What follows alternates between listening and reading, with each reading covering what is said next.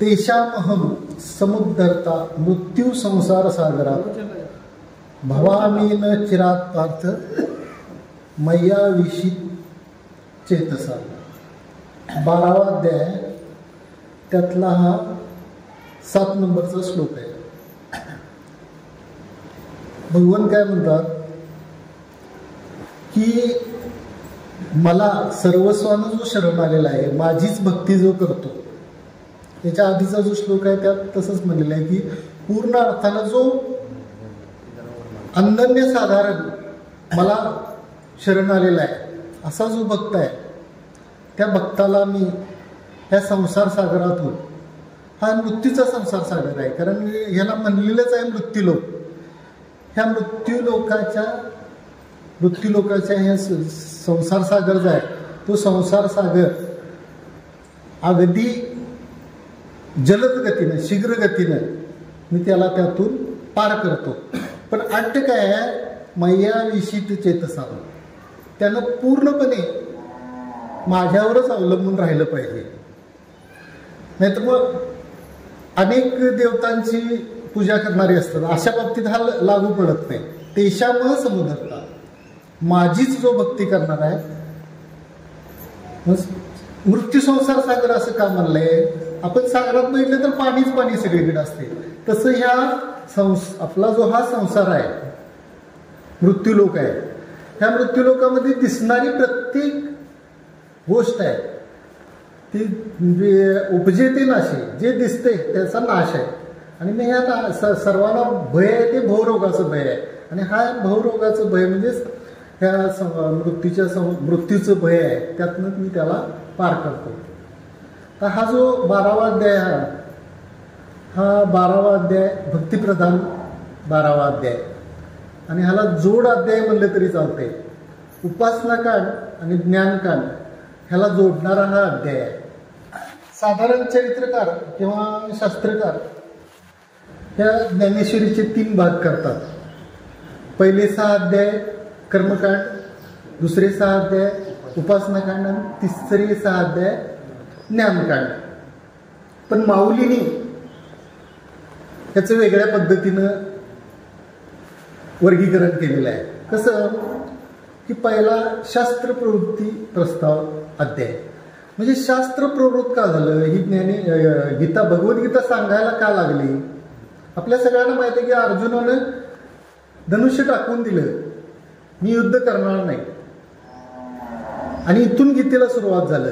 आता भगवंतांना सुद्धा ही गीता सांगायचीच होती, म्हणून ज्यावेळी अर्जुनांनी सांगितलं की मला कुणाशी युद्ध करायचं आहे, त्यांच्या समोर नेऊन उभा कर. भगवंतांनी समजा दुर्योधन, दुःशासन, शकुनी, कर्ण ही चांडाळ चौकडी होती, त्यांच्या समोर जर अर्जुनाचा रथ उभा केला असता तर चित्र उलट झालं असतं, कारण त्या आवेशात ते होते. पण भगवंतांनी चतुरातु शिरोमणी, भगवंतांनी मुद्दाम उभा केलं कुणाच्या समोर? दुर्योधन, दुःशासन जे आदरणीय आहेत, जे गुरुपदाचे आहेत, जे पितामह आहेत, त्यांच्या समोर उभं केलं. आणि मग तिथं ते गर्भगणित झाला तो अर्जुनानी. मग कर्म कर तू किंवा मोह टाकून दे, हे सांगण्यासाठी शास्त्र प्रवृत्ती प्रस्ताव म्हणून पहिला अध्याय हा झाला. पहिल्या अध्यायाची निर्मिती झाली. दुसऱ्या अध्यायात काय सांगितलं? सांख्यशास्त्र, म्हणजे थोडक्यात ज्ञानयोग थोडक्यात सांगितला. तिसऱ्यात केवळ आणि केवळ कर्म सांगितलं, तिजी केवळ कर्म प्रतिष्ठिले, म्हणजे तिसऱ्यात फक्त कर्म सांगितलं. आणि चौथा अध्याय ते ह्या अध्यायातला 12वा श्लोक, इथंपर्यंत उपासनाकांड सांगितलं. आणि 13वा जो श्लोक आहे, अद्वेष्टा सर्वभूताना मैत्र करुणा यावेळेस, तेथून ते अध्याय 15 पर्यंत ज्ञानकांड सांगितलं. हे का सांगावं लागतंय की गीताच अशी आहे की एखादा श्लोक जर सोडवा झाला तर पाठीमागचा संदर्भ घेतल्याशिवाय पुढचा श्लोक सुटत नाही. आता ह्या श्लोकाचं तसंच आहे की हा श्लोक जर सोडवायचा झाला तर पाठीमागचा उहापोह करायला लागतोय. याच्या आधीचा जो 11वा अध्याय आणि त्याच्या आधीचा 10वा अध्याय. 10व्या अध्यायात काय सांगितलं की अर्जुनाला शंका निर्माण झाल्या की 9व्या अध्यायात त्यांनी सांगितलं की मी गूढयोग जे गूढशास्त्र आहे ते जे तुला सांगायला ते या आधी मी विवस्वनाला, मनूला, इक्ष्वाकूला सांगितले. अर्जुनाला पटना ते की माझा आणि तुझा जन्म एका वेळचा, आणि हे तू सूर्याला कसं सांगितलंस, इक्ष्वाकूला कसं सांगितलंस, पण तू हे आहेस म्हणजे भगवंत आहेस. आणि त्याचा अर्जुनाचा एवढा विश्वास पण होता देवावर. मग तू आहेस तरी कोण, हे सगळं सांगणारा तू आहेस तरी कोण. मग 10व्या अध्यायात त्यांनी मी कोण आहे हे थोडक्यात विभूती सांगितल्या. 75 विभूती प्रमुख सांगितल्या. म्हणजे मी वेदामध्ये सामवेद आहे, सर्पामध्ये नाग आहे, देवर्षी ऋषी जे आहेत त्या ऋषीमुनीमध्ये नारद आहे. पण ह्या जरी मी तुला ठळक विभूती सांगितल्या असल्या तरी मी मुंगीपासून ते ब्रह्मदेवापर्यंत ओतप्रत मीच भरलेला आहे. असं ज्यावेळी सांगितलं त्याच्या अर्जुनाला हे सांगतोय हे खरं आहे काय, ही परीक्षा घेण्याची म्हणजे हे झाली की देवा तू खरोखर बाबा मुंगीपासून पर्वत ह्या ब्रह्मदेवापर्यंत आहेस, म्हणजे सर्वत्र व्याप्त आहेस, तुझं आहे तरी रूप कसं. आत्ता बघ म्हणले लगेच, आणि लगेच त्यांनी ते आपलं विश्वरूप दाखवलं. पण विश्वरूप ते बघण्याची देवाने पण त्याचा पात्र अपात्रतेचा विचार केला नाही की बाबा अर्जुन त्या पात्रतेचा आहे काय, तेवढं तो माझं रूप बघू शकेल काय. हा त्यांनी पटकन विचारलं. पश्चिमे रूपाने म्हणले बघ माझं रूप. तेव्हा अर्जुन म्हणला की देवा हे तुझं करणं म्हणजे कसं आहे माहिती आहे, आंधळ्या पुढे आरसा दाखवणं किंवा बहिऱ्याला गायन गाऊन दाखवणं अशातला प्रकार आहे. मग देवांच्या लक्षात आलं की बाबा या ठिकाणी अर्जुनाला दिव्य दृष्टी द्यायला पाहिजे, आणि दिव्य दृष्टी दिली. आणि मग मात्र त्यांना ते सगळं भगवंताचं रूप बघायला मिळालं. सुरुवातीला ते आश्चर्यचकित झाले, त्यांना बरं वाटायला लागलं, कारण त्या रूपामध्ये सगळीकडे बघेल तिकडं नद्या, पर्वत, आकाश, आणि हळूहळू ते युद्धाच्या ठिकाणचं पण दिसायला लागलं. आणि युद्धाच्या ठिकाणचं त्या ठिकाणी मोठे जे योद्धे आहेत भीष्माचार्य, द्रोणाचार्य, हे मात्र ज्यावेळी त्या देवाच्या मुखात जायला लागले ते अर्जुन घाबरला. कदाचित माझाही नंबर ह्यात लागेल असं अर्जुनाला शंका निर्माण झाली. आणि तो हे देवा तुझं रूप आवडते घे, मला हे सहन होईना झाले, मी भीतीनं गांगारून गेले. आणि तुझं होतं तसं चतुर्भुज रूप, हे सुदर्शन चक्र हातात, कमलपुष्प हातात, हे रूप मला दाखव, आणि त्या रूपाची मला आवड आहे. आणि मग पुन्हा देव शेवटी अर्जुनाचा इतका लाडका, अर्जुन त्याचा इतका लाडका बघतो देवाचा की ते काय सांगेल ते देव ऐकत होता. आणि देवानं पुन्हा आपलं होतं तसं रूप दाखवलं. आणि ही 2 रूप म्हणजे आधी बघितलेलं विश्वरूप आणि आत्ता बघितलेलं हे देवाचं, म्हणजे समोर आपलं विठेवर उभं आहे ते म्हटलं तरी चालतंय, हे सगुण साकार रूप, ही दोन्ही बघितलं. आणि दोन्ही बघितल्यानंतर अर्जुनानं प्रश्न विचारला की बाबा तुझं ते मगाशी दाखवलेलं निर्गुण निराकार रूप किंवा जे विश्वरूप, त्या रूपाची भक्ती केली तर तुला आवडती का ही सगुण साकार रूप आपण सगळेजण करतोय ही भक्ती तुला आवडती. आणि हा प्रश्नच म्हणजे ह्या 12व्या अध्यायाची आपल्या 12वा अध्याय, त्यासाठी भक्तिप्रधान 12वा अध्याय हा तयार झाला. म्हणजे इथूनच म्हणजे ह्या देवाला सुद्धा हा प्रश्न आवडला. आणि खरोखर अर्जुना प्रश्न विचारावे ते तूच, आणि खरोखर तू चांगला प्रश्न विचारलास. आणि मग देवानं त्याचं उत्तर द्यायला चालू केलं की जे निर्गुण निराकार जे आहेत त्याची भक्ती करणारे, त्याच्यापेक्षा मला सगुण साकार रूपाची भक्ती करणारे जे आहेत ते मला आवडतात आणि ते मला प्रिय आहे. आणि त्यांच्यासाठी ते जे माझी भक्ती पूर्ण हे न करतात त्यांच्यासाठी मी काहीही करू शकतोय. तेषाम समुद्रता मृत्यू संसार सागरात, त्यांना ह्या संसार सागरातून मी अगदी शीघ्रगतीनं जलद गतीनं त्यांना मी बाहेर काढतोय असं देवाने त्यांना सांगितलं. म्हणजे मला सगुण भक्ती करणारेच आवडतात. आता त्याच्या उलट जर बघायला गेलं तर निर्गुणाची भक्ती करणारे कसे आहेत? देवानेच सांगितलं हे सगुण भक्ती करणारे पण माझेच आहेत, सगुण रूप पण माझंच आहे, निर्गुण रूप पण माझंच आहे, आणि हे दोन्ही भक्ती करणारे पण माझेच भक्त आहेत. पण निर्गुणाची भक्ती ही अतिशय अवघड आहे. अतिशय अवघड म्हणजे त्याचे आपण जर 6वा अध्याय बघितलं तर ते कुठं बसावं, कसं बसावं इथून सुरुवात आहे. अगदी म्हणजे त्या 6व्या अध्यायात असं वर्णन केले की ती जागा बाबा शांत असावी, त्या ठिकाणी एखादाच असा म्हणजे पाहण्यासाठी झरा असावा, पक्ष्यांचा किलबिलाट जास्त नसावा, एखादा पक्षी असला तर चालेल, जुनं एखादं शिवालय असावं, असं वर्णन केले.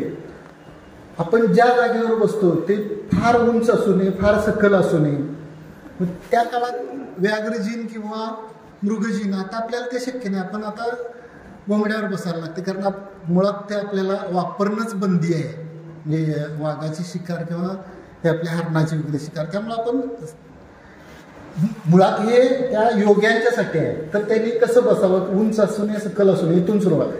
परत ते बसण्याचं झालं, 8 अंग आहेत ती योगाची: यम, नियम, आसन, प्राणायाम, ध्यान, धारणा, प्रत्याहार आणि मग समाधी.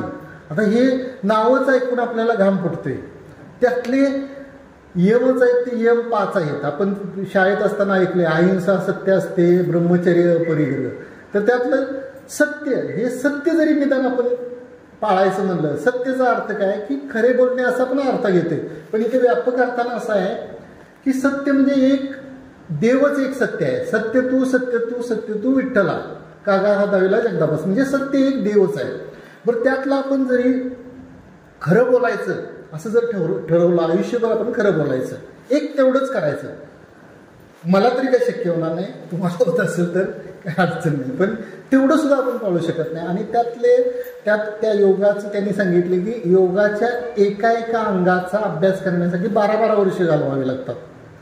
बरं, एवढं योग करून पुढं परत काय की योगात पुढे त्यांनी सांगितलं की योग झाल्यानंतर वज्रासनात बसून, वज्रासनात म्हणजे आपण माहीत आहे सगळ्यांना की महात्मा गांधी बसत होते, पण ते थोडंसं असं वज्रासन बहुतेक सगळ्यांना माहीत आहे की आपल्या टाचा आहेत त्या दोन्ही बॅक साईडला घेऊन असं बसायचं. वज्रासनात बसून प्राणायाम करावा.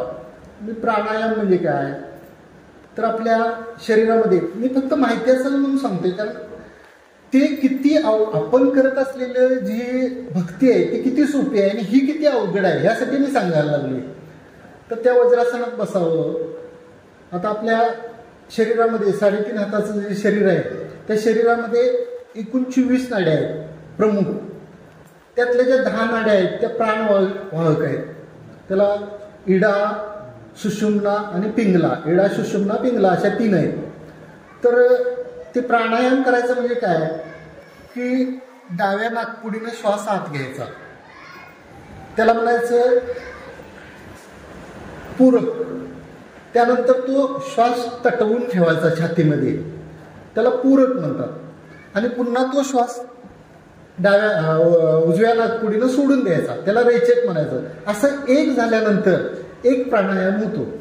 आता हे प्राणायाम केल्यानं काय होईल तर ह्या प्राणायाम केल्यामुळं आपल्यामध्ये असणारे जे 3 बंध आहेत, मूळ बंध, जालंधर बंध आणि उडियाना बंध, असे हे जे 3 बंध आहेत, हे 3 बंध साधले जातात. त्यानं काय होईल तर ते 3 बंध साधल्यानंतर आणि हा प्राणायामची सातत्य ठेवल्यानंतर आपल्यामधले जे जठराग्नी असतो तो जठराग्नी प्रदीप्त होऊन कुंडलिनी नावाची जी वेटाळीवर घालून बसली असते ती कुंडलिनी जागृत होती.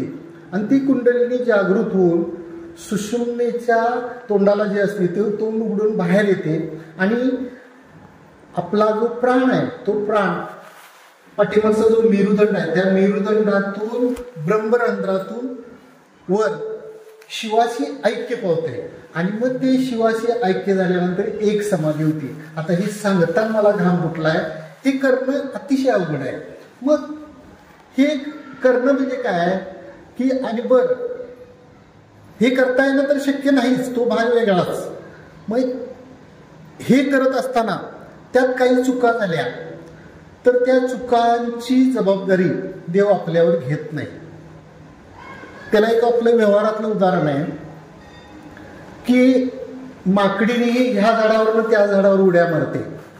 तिचं पिलावर आपल्या अतिशय प्रेम असते, पण ज्यावेळी ह्या झाडावरनं त्या झाडावर उडी मारते तेव्हा त्या पिल्लानं तिला घट्ट धरलं पाहिजे. पिल्लानं जर धरलं नाही घट्ट आणि ते जर पिल्लं खाली पडलं तर त्याची जबाबदारी त्या माकडीनीवर नाही. त्या पिल्लानंच व्यवस्थित आपण पडणार नाही अशा पद्धतीनं पकडून ठेवायचे. त्याला म्हणायचं मरकट न्याय. हा मरकट न्याय इथं लागू पडतोय. कुठं? ह्या योगी लोक जे आहेत, योगानं देवाची प्राप्ती करून येणारे, त्यांना मरकट न्याय प्राप्ती होते. सगळी जबाबदारी त्यांच्याकडे असते ती. आणि त्याच्या उलट मार्जार न्याय म्हणून आहे. मार्जार म्हणजे मांजरीनीचा न्याय. मांजराचं पण आपल्या पिलावर प्रेम असते. कारण का? मांजरीन ज्यावेळी विते त्यावेळी तो बोकवा असतोय, तो त्या पिलाला खाण्यासाठी धडपडत असते. त्यामुळे ती मांजरी ह्या घरातनं त्या घरात, ह्या जागेवर त्या जागेवर असं त्या पिलांना आपल्या तोंडात धरून घरं फिरवत असते ते पिलं मोठी होईपर्यंत. ही संपूर्ण जबाबदारी त्या पिलांची मांजरीनं आपल्याकडे घेतली. तद्वत न्यायानं, त्याच न्यायानं भगवान हे जे सगुण भक्ती करणारे जे म्हणजे आपण वारकरी म्हणा किंवा संत लोक यांची संपूर्ण जबाबदारी ते आपल्यावर घेतात. आणि आपल्यावर घेत असल्यामुळे ह्याला एक मग हा जो श्लोक आहे त्या श्लोकाच्या अनुषंगानं मौलीने मग एक खाली दृष्टांत दिला. काय दृष्टांत दिला? किंबहुना धनुर्धरा, जो मातेचे उदरा तो मातेचा सोयरा केतुला पा. म्हणजे आईचा इथं दृष्टांत दिला. आई आपल्या मुलावर किती प्रेम करते. तर ते आपल्याला एक श्लोक माहित आहे की वाहे माऊलीचे चित्त ऐसी कळवळ्याची जाती करील अभावीनं प्रीती.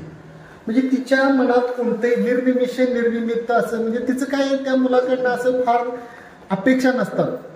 ती ज्या पद्धतीनं प्रेम करते, जेवढं प्रेम करते तेवढं प्रेम भगवंत आपल्या त्या सगुण भक्तासाठी करत असतोय.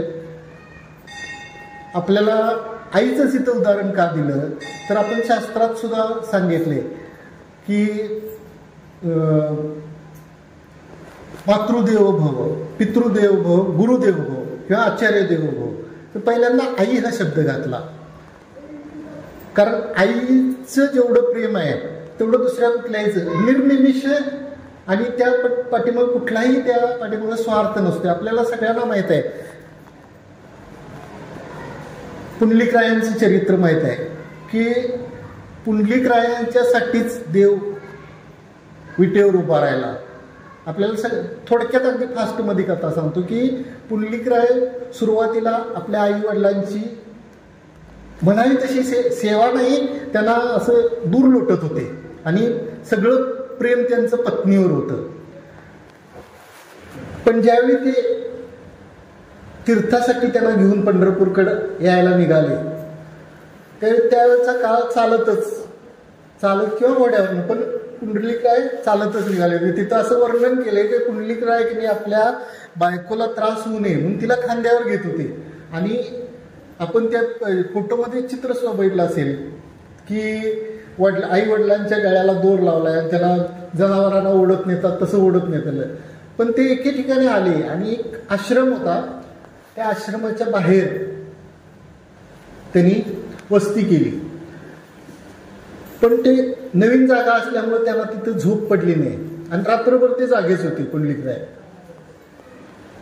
मध्याच्या काळात त्यांना कसली तरी खुसफुस आली म्हणून बघितलं तर 3 अत्यंत कुरूप स्त्रिया म्हणजे घाणेरड्या स्त्रिया त्या आश्रमामध्ये गेल्या. आणि आश्रमामध्ये गेल्या आणि अर्ध्या तासानं पुन्हा बाहेर आल्या तर अतिशय अप्सरेचं लावण्य असावं, रंभा उर्वशी अप्सरा अशा तशा होऊन ते बाहेर पडल्या. कुंडलिकरायांना आश्चर्य वाटलं की बाबा असं काय त्या आश्रमात होतं. त्यांना अडवलं. कुंडलिकरायानं त्या 3 स्त्रियांना अडवलं आणि कोण तुम्ही, आणि आत गेला आणि असं काय चमत्कार झाला. तर म्हणले तू पहिला लांब उभा राहा, आमच्या जवळ येऊ नको, लांबनं काय सांगतो ते ऐक. आम्ही म्हणले गंगा यमुना सरस्वती आहे, 3 नद्या आहेत, आम्ही आहे, आणि आमच्यामध्ये स्नान करून तुझ्यासारखे पापी लोक जातात, आणि ते पापी लोक झाल्यामुळं, पापी लोक या ठिकाणी येत असल्यामुळं त्या स्नानाला ते पाप सगळं आमच्यावर येते, आणि त्यामुळं आम्ही कुरूप होतोय, आणि कुरूप झाल्यानंतर ते पाप आमचं ते कुरूप किंवा ते जे धुवून घालवण्यासाठी आम्ही ह्या आश्रमात येतोय, आणि ह्या आश्रमातून आम्ही पुन्हा तिकडे जातोय. पुन्हा म्हणले ते तुझ्यासारखे पापी लोक येतात. तर म्हणले असं आश्रमात काय आहे, त्या तूच जाऊन बघ म्हणले. मग त्या निघून गेल्या गंगा यमुना सरस्वती. कुंडलिकराय आत गेले, तर आत कुक्कुट स्वामी होते. पहाटेची वेळ होती, आणि ते पूजा म्हणून काय करत होते, तर आपल्या वृद्ध माता पित्यांची ते सेवा करत होते. मग ते कुक्कुट स्वामींना शरण गेले आणि त्यांचे खाडकन डोळे उघडले, आणि मग आपली चूक त्यांच्या लक्षात आली. मी का सांगायला हे, किंबहुना जो धनुर्धरा, जो मातेचे अवधरा, म्हणजे जेवढं भगवंत आईप्रमाणे जेवढं प्रेम करतोय आपल्यावर, तेवढं आपण पण कुंडलिकरायांनी जसं केलं तसं त्या भगवंतावर प्रेम केलं पाहिजे. म्हणजे हे दोन्हीकडून आहे. सकळ तीर्थाचे धुरे जे एका माता पित्रे, म्हणजे सगळ्या तीर्थांचं जर कुठं काय म्हणजे उगम असेल तो माता पित्यांच्या चरणावर आहे, असं थोडक्यात हे आता सांगितलेल्या म्हणजे याचा अर्थ आहे. आणि मग असं हा दृष्टांत घालून त्यांनी काय सांगितले, असं मी त्या भक्तावर प्रेम करतोय. अजून आपल्याला बरीच उदाहरणं सांगता येतील की बाबा हे म्हणजे भगवंतानं म्हणजे आईच्या हृदयातनं किती प्रेम केलं. म्हणजे एक मी सांगून गेलो, बरीच आपल्या डोळ्यासमोर उदाहरणं आहेत की भगवंतानं आपल्या ह्याच्यासाठी किती हे केलं. म्हणजे हा झाला दृष्टांत, म्हणजे एक उदाहरण झालं. त्याच्या पुढे काय म्हणतात, तेवी मी तया जैसे असती तैसे कळी काळ नकोनिया घेतला पट्टा. आता हे मगाशी आईचं उदाहरण सांगून त्यांनी म्हणजे आईप्रमाणे मी भक्तावर प्रेम करतो. पुढच्या ओळीत तिने काय सांगितलं की त्यांचा मी ते समुद्रात मी मृत्यूच्या संसार सागरातून कसा मी त्यांना हे करतो. तेवी मी तया जैसे असती तैसिया कळी काळ नकोनिया घेतला पट्टा. त्या भक्तांचा मी पट्टा घेतला, म्हणजे त्यांची जबाबदारी घेतल्या, किंवा पट्टाचा थोडक्यात अर्थ इथं साखरे महाराजांनी असा दिला आहे की पतकोर, आपण म्हणत नाही काय तुला पोसायचा काय मी पतकोर घेतलाय काय, पण देवानं मात्र ह्या सगुण जे भक्त आहेत त्या सगुण भक्तांचा खऱ्या अर्थानं पतकोरच घेतलेला आहे की. आणि त्याची पूर्वार्धात काय म्हणले, जैसे असती तैसिया.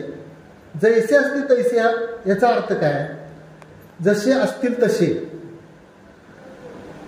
जसे असतील तसे ह्याचा अर्थ काय. एक तुम्हाला उदाहरण सांगतो, कागाची विष्ठे जन्म पिंपळाशी. पिंपळाचा जन्म कशातून आहे, कावळ्याच्या विष्ठेतून आहे. त्याचं स्वतंत्र आपण रोपण करायला लागते, म्हणजे त्याचा जन्म अमंगळ आहे. पण एकदा पिंपळ मोठा झाला की जयाच्या द्वारी सोन्याचा पिंपळ, आपण त्याला सोन्याचा पिंपळ म्हणतोय. किंवा पांडवांचा जन्म, पांडवांना कडूकुळ म्हणले. कडूकुळ का म्हणले की 5 पांडव हे 5 पतींच्या म्हणजे ते देवच आहेत, हे त्यांचे जे पती आहेत ते देवच आहेत, पण ते कडूकुळ म्हणलं गेलेलं आहे त्यांना. कारण आपल्या दृष्टीनं तो म्हणजे कडू, आपण आपल्याला माहिती आहे एखाद्या घरानं आपण कडू म्हणतोय, तर त्याच्या पाठीमागे तो देश फोडून सांगायची गरज नाही, तुमच्या सगळ्यांच्या लक्षात आलं. तर पांडवांचं कुळ हे कडू कुळ असं म्हणलं जाते. पण द्वारकेचा राणा पांडवा घरी असं असून सुद्धा म्हणजे जैसे असती तैसिया, जैसे असती तैसिया म्हणजे ज्या परिस्थितीत असतील त्या परिस्थितीत त्यांना सांभाळ करतो. आपल्या पहिल्या अध्यायातच आहे म्हणले की नवल प्रभूची देखा सारथ्य केले अर्जुनाच्या रथाचं सारथ्य दोऱ्या धरल्या हातात. केवढा मोठा भगवान, पण त्यानं त्या द्वारकेच्या राजांना अर्जुनाच्या रथाचं सारथ्य केलं. किंवा नुसतं सारथ्य केलं नाही, पायीकू पाठीशी घातला, आपण पुढा राहिला, जेणे पांचजन्य अस्फुरला आवळलाच. म्हणजे याचा अर्थ काय की पायीकू म्हणजे आपला जो भक्त आहे त्या भक्ताला पाठीमागं उभा केलं आणि आपण पुढे राहिला. आणि आपण पुढे का राहिला तर जे समोरून येणारे जे बाण किंवा काय होते ते झेलण्यात आपण झेलले त्यानं. किंवा युद्ध झाल्यानंतर सुद्धा आपल्याला सर्वांना माहित आहे, युद्धापूर्वी प्रत्येक दिवशी देव अर्जुनाला कसं स्वतः रथातून खाली उतरायचे आणि अर्जुनाला हातात हात देऊन त्याला खाली उतरून घ्यायचे. पण 18 दिवस झालेली सर्व युद्ध समाप्त झालं. त्यानंतर मात्र अर्जुनाने काय केलं, देवानी काय केलं की अर्जुनाला सांगितलं तू पहिला रथातून उडी मार. देवा असं का, तुला सांगतो ऐक म्हणले. आणि रथातून उडी मारायला लावली आणि मग नंतर आपण रथातून उडी मारली आणि दूर अर्जुनाला घेऊन गेले आणि बघ समोर म्हणले. तर रथ तो असा धाड धाड धाड धाड पेटत होता.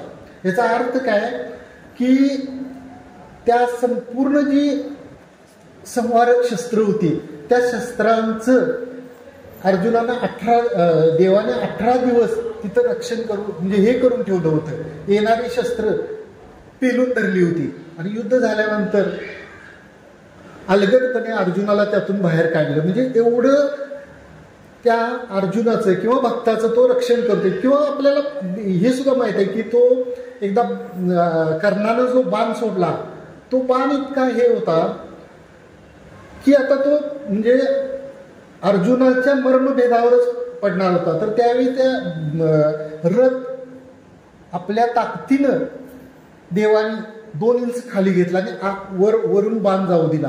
हे सगळं कशासाठी देवाने केलं तर त्या आपल्या सगुण रूप भक्तासाठी केलं. ह्या भक्तासाठी सगळ्या ह्या गोष्टी केल्या. पांडवांच्या बाबतीतच बोलायचं झालं तर द्रौपदीवर जो प्रसंग आला, अत्यंत घृणास्पद प्रसंग आला, म्हणजे द्रौपदी वस्त्रहरणाचा. त्यावेळी जोपर्यंत द्रौपदीनं धावा केला नाही देवाचा तोपर्यंत देव जागचा हल्ला नाही. पण ज्यावेळी आपली ताकद चालत नाही आणि दोन्ही हात वर केले त्यावेळी वस्त्र पुरवली काय नाही, वस्त्र पुरवली नाही, देवच स्वतः वस्त्र रूप होऊन तिचं संरक्षण केलं.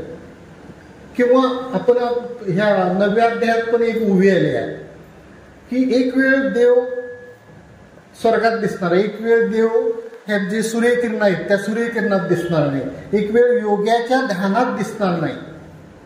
पण परितयापाशी पांडवा जे नामघोष बरवा करती माझा, म्हणजे जिथं भक्त माझा नामघोष करत असेल त्या ठिकाणी मात्र मी हमखास असणार आहे.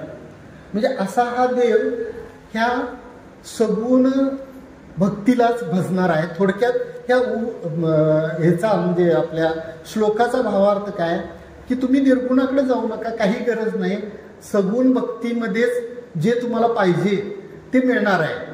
आणि योगाची वाटा निघाले गा सुबटा, म्हणजे दुःखाचा शेलवाटा, दुःखच पदरी पडणार आहे. किंवा योगियाच्या ध्यानी ध्याताना तुळशी जुतो अम्मापाशी मागे पुढे, योग्यानी जे साध्य केलं तेच आपल्याला साध्य होणार आहे. बरं, ह्यासाठी काय करायला लागणार आहे? नामस्मरण. मग नामस्मरणानं देव प्राप्त होईल काय? 100% नामस्मरणानं देव प्राप्त होईल. कारण का?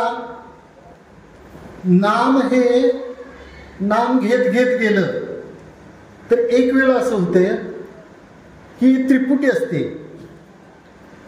अण्णा काय सांगतात म्हणजे कावणेकर महाराज की त्रिपुटीशिवाय व्यवहार घडत नाही. त्रिपुटी असते म्हणजे नाम घेणारा, ज्याचं नाव घ्यायचं तो, आणि नाम आणि मग नाम घेत घेत जर आपण गेलो तर नामीचा अभेद होते. म्हणजे नाम आणि तो नामी एकच होऊन जातोय. मग त्या नामाचं रूपांतर कशात होईल? तर नामाचं रूपांतर ध्यानात होईल. ध्यानाचं रूपांतर कशात होईल? ज्ञानात होईल. आणि आपल्याला शेवटी मिळवायचं आहे ते काय? मिळवायचं आहे म्हणण्यापेक्षा ते आपल्याकडे आहेच. ते भ्रम झालेला आहे, फक्त तो भ्रम काढून टाकायचा आहे. तो भ्रम काढून टाकला की ते ज्ञान आपल्याजवळ आहेच. मग ज्ञान ते ज्ञान म्हणजे काय?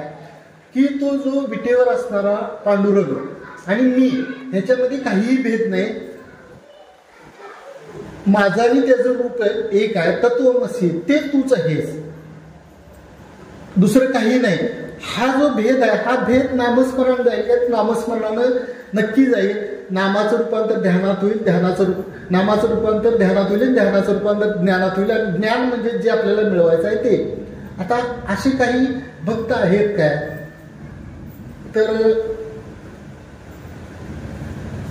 आपले परवा दिवशी चैत्र वद्य त्रयोदशी, कार्तिक वद्य त्रयोदशी माऊलींची समाधी आणि चैत्र वद्य त्रयोदशी संत गोरा कुंभार यांची पुण्यतिथी आहे. तर त्या निमित्तानं म्हणजे आता एक स्मरण झालं आणि ह्या आपल्या श्लोकाला जुळते. अगदी म्हणजे थोडक्यात एक 10 मिनिटात तुम्हाला ते ह्या श्लोकाला जुळते म्हणून मी सांगतो की गोरोबा काकांचं आपल्याला सगळं चरित्र माहित आहे, पण त्यातला महत्वाचा जो म्हणजे हृदयाला कवटाळणारा किंवा अगदी म्हणजे हृदयद्रावक प्रसंग असा कुठला, तर गोरोबा काकांचे वडील वारकरीच होते. गोरोबा काकांना वृद्ध झाल्यात म्हणल्यावर गोरोबा काकांनी सांगितलं की आता तुम्ही हे काम करू नका, कारण हे आपलं कुंभार काम आहे, हे पूर्णपणे कष्टाचं आहे आणि हे कष्टाचं काम तुम्ही आता करू नका, माझ्यावर सोपवा. मग गोरोबा काकांनी काय सांगितलं, ही जी आपण मडकी तयार करतोय, ही मडकी तयार करण्यासाठी हे एकट्याचं काम नाही, ह्या कामासाठी 2 माणसांची गरज असते. मग ते तेवढ्यावर त्यांना गोरोबा काकांना समजलं की आपल्या वडिलांना काय म्हणायचं आहे आणि त्या पद्धतीने त्यांची ती आज्ञाशीर संवाद्य मानून ते विवाहबद्ध झाले. संती नावाची त्यांची पत्नी होती आणि त्या दोघांचा अगदी सुखरूप संसार झाला. मरण्यापूर्वी गोरोबा काकाच्या वडिलांनी सांगितले की तू संसार चांगला करशील, ह्यात काय वादच नाही, पण आपली परंपरा काय आहे की वारी करणे ही परंपरा आहे आपली आणि हे देवाचं नामस्मरण नित्य ते चुकवू नको, तेवढंच त्यांनी धरलं आणि त्यांचा संसार हा पूर्णपणे परमार्थमय झाला. इतका परमार्थमय झाला की त्यांना एक बाळ झालं आणि ते बाळ अगदी म्हणजे आनंदानं म्हणजे घरात अगदी वातावरण आनंदाचं झालं. पण गोरोबा काकांचं पूर्णपणे लक्ष हे संसारात नव्हतं. ते संसार अगदी व्यवस्थित करत होते, म्हणजे ते गाडगी मडकी वगैरे करणे हे करत होते, पण पूर्ण त्यांचं लक्ष म्हणजे जसं कमरेवर आणि डोक्यावर घागर घेऊन बाई रस्त्यानं जाते, वाटत जरी कोण गाठ पडले तरी दोन्ही हात सोडून ते बोलते, पण तिचं सगळं लक्ष वर त्या घागरीवर असते. तद्वत न्यायानं गोरोबा काकांचं पूर्ण लक्ष हे भगवंताकडे होतं आणि त्यांचा संसार चालला होता.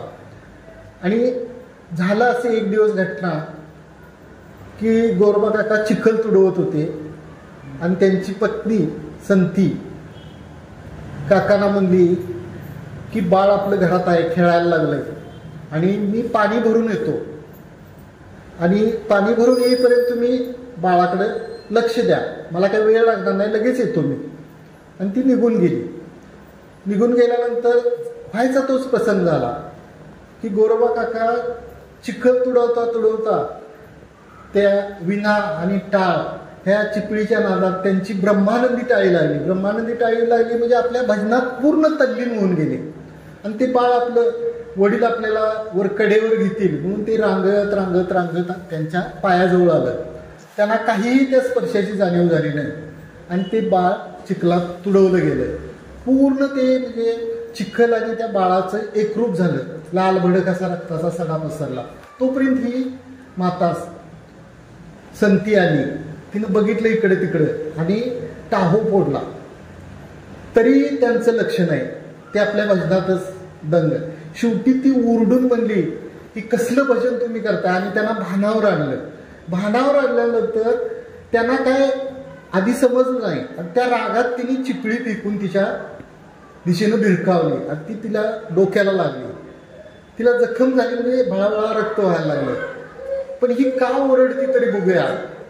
आणि पुन्हा तिला मारायला ज्यावेळी धावले त्यावेळी ती म्हणली, अहो बघा तरी, आणि तुम्हाला विठोबाची शपथ आहे माझ्या अंगाला हात लावशीला तर. आणि मग त्यावेळी गोरोबा काकांच्या लक्षात आलं की ही एवढी का चिडले. आणि मग त्यांनी बघितल्यानंतर त्यांनाही दुःख झालं. दोघे दुःखानं आक्रोश करू लागले. आक्रोश तीच करत होती, पण गोरोबा काका तिची समजूत घालू लागले की ज्याचं होतं त्यानं घेऊन गेले. पण ते काय स्त्रीला ही समजूत पटण्यासारखी नाही. आपलं बाबा बाळ चिखलाखाली तुडवलं गेलं ही तिला सहजासहजी लक्षात येणार नव्हतं. पण गोरोबा काकांना मात्र एक तिनं शपथ घातल्यामुळं असं झालं की गोरोबा काकांचं पूर्णपणे जो संसाराकडे बघण्याचा दृष्टिकोन होता तो बदलला. आणि तिने गोरोबा काकांनी त्यांना तिच्या अंगाला हात लावायचं बंद केलं. आणि पूर्ण जे हे होतं ते गोरोबा काकांचं पूर्ण लक्ष आता पहिल्यापेक्षा जास्त भगवंताकडे लागलं. आणि त्यांना त्या एक देवाचं नाम आणि आपलं काम एवढ्यातच त्यांचा तो संसार चालायला लागला. पण ही स्त्री जात आहे, तिला आपल्या प्रयत्नावर विश्वास असतोय.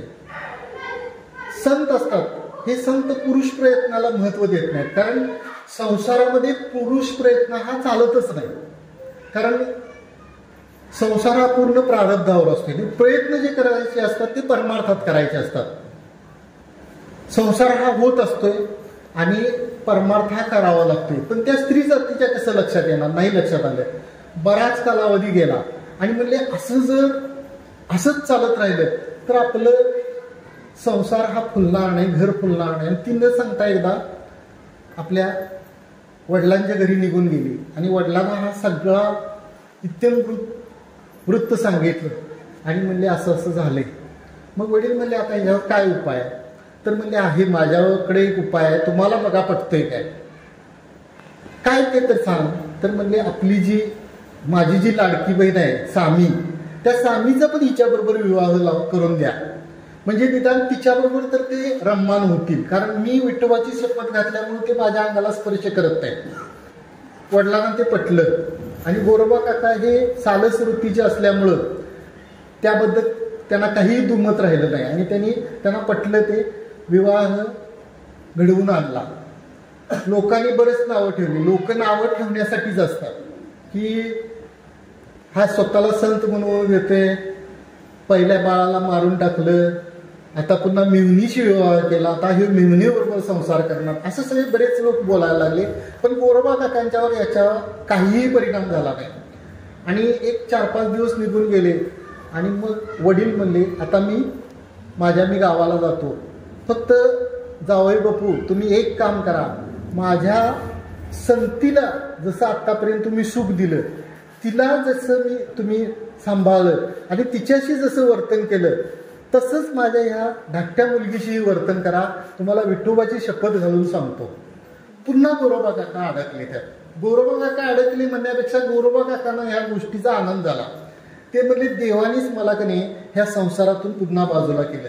कारण संतीशी हे अंगाला हात लावत नव्हते म्हणल्यावर तीच शपथ घातल्यामुळं त्यांचं सामीशी पण तसंच वर्तन झालं. सामीशी पण तेच वर्तन चालू ठेवलं त्यांनी. आणि हे वर्तन चालू ठेवल्यामुळं ह्या दोघी पूर्ण नाराज झाल्या. पण गोरोबा काका मात्र त्यांच्यात यत्किंचितही काही फरक पडला नाही. त्यांचा आहे तसा परमार्थ रूप संसार सुरू होता. आणि त्यांना उलट आपल्या सासऱ्यांनी घातलेल्या शक्तीचं त्यांना बरं वाटलं की मला बाबा ह्या देवाच्या कृपेनंच मी या संसारापासून अलिप्त ठेवलेलं आहे. झालं. पुन्हा ती संती हार मानेल ती स्त्री कसली. पुन्हा तिने एक ट्रिक म्हणजे कल्पना तिच्या डोक्यात आली की आपण यांना काहीही करून संसारात आणण्याचा प्रयत्न करायचा. रात्री भजन वगैरे करून गोरोबा काका झोपल्यानंतर शांत त्यांना झोप लागली होती आणि त्या अवधीत तिने आपल्या बहिणीला सांगून एका बाजूला बहीण झोपली आणि एका बाजूला स्वतः झोपली आणि दोन्ही हात त्यांचे आपल्या अंगावर ठेवून घेतले.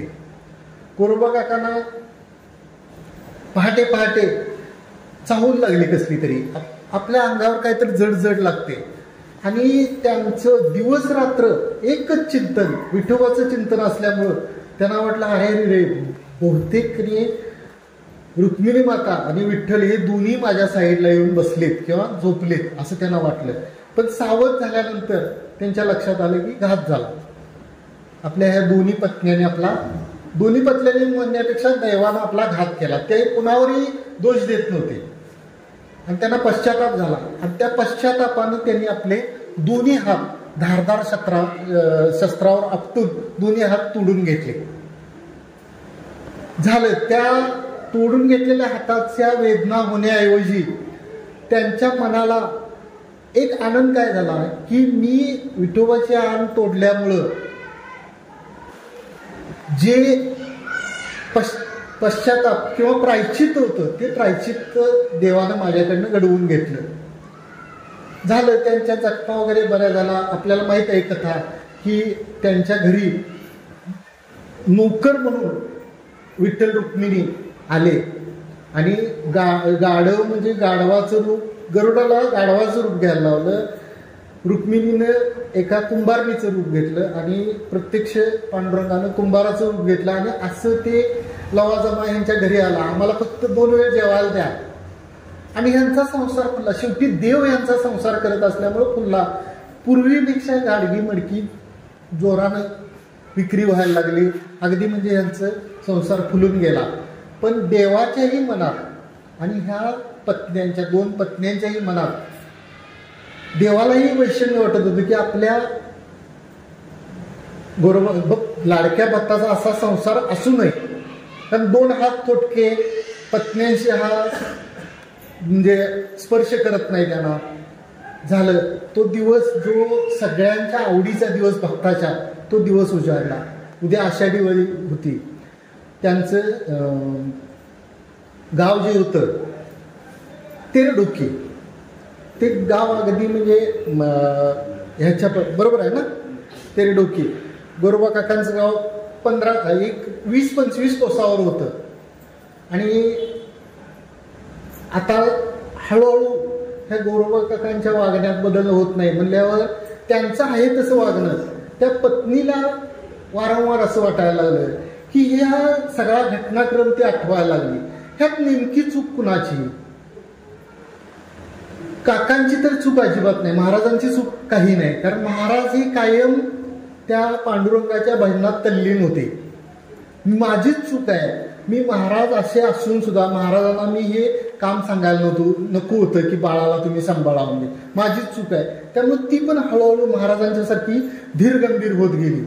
आणि ह्यावेळी आषाढी वारीला महाराजांनी न सांगता संपूर्ण तिनं जे महाराजांचं साहित्य वगैरे होतं ते सगळं बांधलं. सकाळच्या न्याहारीस म्हणजे जातांची शिदोरी वगैरे बांधली. आणि महत्वाचं म्हणजे पहाटे पहाटे महाराज ज्यावेळी उठून स्नान संध्या झाली त्यावेळी महाराजांना ती म्हटली की महाराज ह्यावेळी मला तुमच्याबरोबर वारीला यायची इच्छा आहे. महाराजांना अतिशय आनंद झाला. आणि ह्यावेळी मात्र तिने जे महाराज अंगाला स्पर्श करणार नाही शपथ घेतलेली महाराजांनी तिला जवळ घेतलं.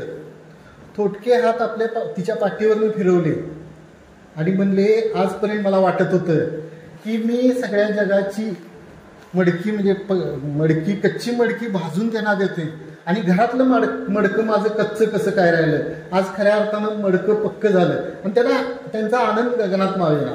आणि ते आपल्या धाकट्या त्या म्हणजे संतीच्या बहिणीला वगैरे हा तिघांचाही लवाजमा पंढरपूरच्या दिशेने गेला. पंढरपुरात साधारण दुपारी हे मंदिरात पोचली. तेरडोकी ते पंढरपूर असं फार अंतर नाही आहे. त्या ठिकाणी पोचले. त्यांनी दर्शन घेतलं, चंद्रभागेच्या आंघोळ दर्शन वगैरे सगळं झालं. आणि नेमकं त्यावेळी नामदेवरायांचं त्या ठिकाणी मंदिरामध्ये बाहेरच्या बाजूला कीर्तन सुरू होतं. कीर्तन ऐन रंगात आलेलं होतं आणि कीर्तनात ही तिघं पण बसली. माऊलीनी गोरोबा काकांना आलेलं बघितलं. सगळे जे त्या काळचे संत होते, त्या काळच्या संतांच्या मध्ये हे ज्येष्ठ होते आणि त्यांना सगळे काका म्हणत होते आणि त्यांना आदर पण देत होते. आपल्याला ती कथा माहित आहे की कच्चं मडकं पक्क मडकं हे थापटण्याची जबाबदारी सुद्धा गोरोबा काकांच्याकडे होती. आणि नामदेवांचं कीर्तन सुरू होतं आणि त्या कीर्तनामध्ये नामाचा जयघोष चालू झाला. कीर्तन अगदी अंतिम टप्प्यात आलं होतं आणि जी आपण ज्याला मधली चाल वगैरे म्हणतोय आणि त्या मधल्या चाली वेळा आपले कीर्तनकार सुद्धा मध्ये बसणाऱ्या लोकांना टाळ्या वाजवायला सांगत असतात. आणि मग मोठा विठ्ठल विठ्ठल विठ्ठल असा टाळ्यांचा गजर सुरू होता.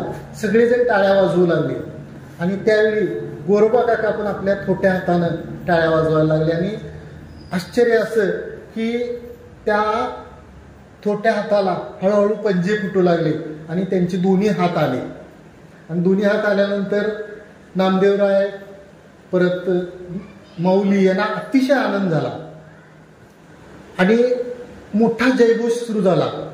आणि संती मात्र तिला आनंद झालाच, पण ती पळत पळत देवाच्या पायाजवळ गेली आणि देवाचे पाय धरले. आणि देवा म्हणजे तू माझं निम्म काम केलंस, की माझ्या पतीला होते तसे हात आणलेस, तसंच म्हणले माझं बाळ पण की नाही येऊ दे, ते बाळ आल्याशिवाय मी तुझ्या चरणावरनं हात सोडणार नाही. आणि तिनं चरण धरून ठेवले.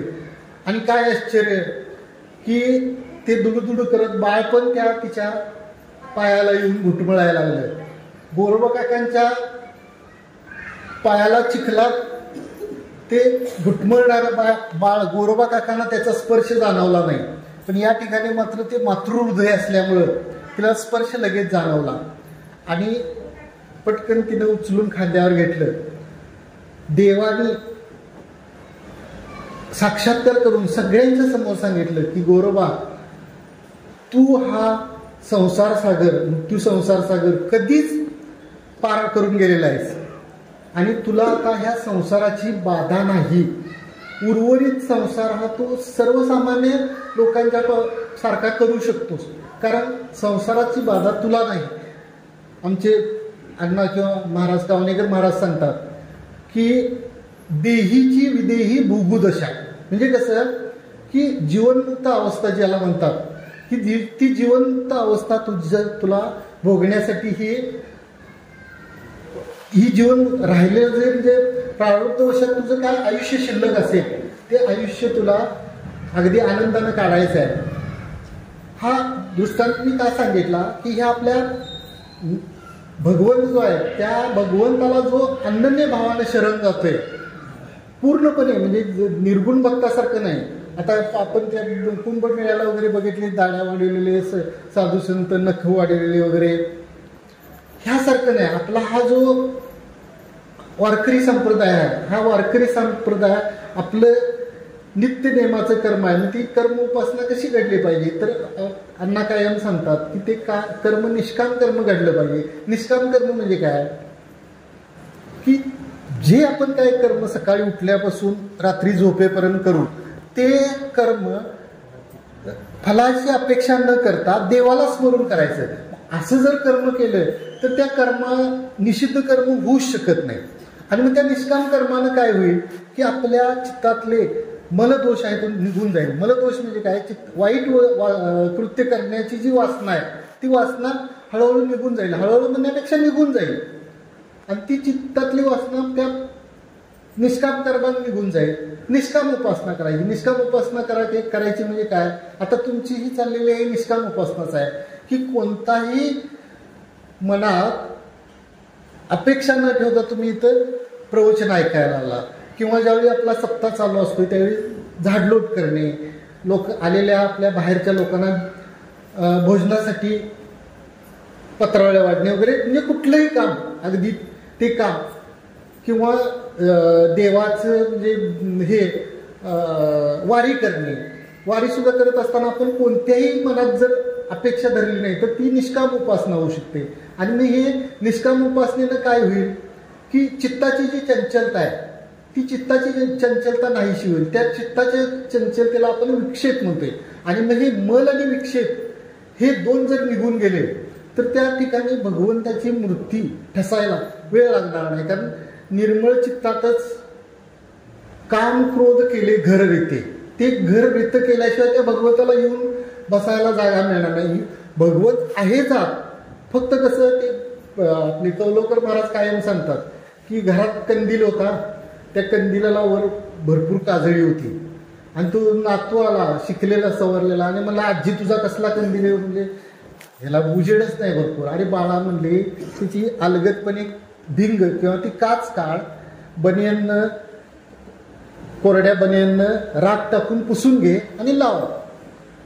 हा चांगला आहे कंदील, कंदील पूर्वीचाच चांगला आहे, त्यातली ज्योत पण चांगली आहे, पण तो जो भ्रम आलेला आहे तो भ्रम काढून टाकणे म्हणजेच हा आपला संप्रदाय जो आहे. आणि हा संप्रदाय आहे आणि ह्या संप्रदायातनं मग तो संसार सागरातनं अशा प्रकारची जर आपली सगुण भक्ती झाली, त्या सगुण भक्तीचं फल काय मिळणार तर त्या हा जो मृत्यू लोक आहे ह्या मृत्यू लोकातला हा जो संसार सागर आहे, ह्या संसार सागरातून जसं त्या गोरोबा काकांना किंवा द्वारकेचा राणा पांडवा घरी द्रौपदीला देवानं सागरातून पार केलं. फक्त जबाबदारी आपल्याकडे कुठली आहे, आपल्यावर एक जबाबदारी आहे की निष्काम कर्म करणं, निष्काम उपासना करणे आणि मय्याविषयी चेतसा. म्हणजे कसं की पूर्ण भावानं त्या देवावरच पूर्ण भार टाकणे. आपल्यावर कोणतेही जे अहंकार मी केलं हा जर सोडून दिलं तर ते देव आपल्याला त्या सागरातून पार करणारच. आणि त्या देवानं भगवंतानं विठ्ठलानं आपल्याला माझ्या सकट सगळ्यांना पार करावा अशी त्यांच्या चरणी प्रार्थना करून झालेली सेवा तुमच्या चरणावर ठेवते.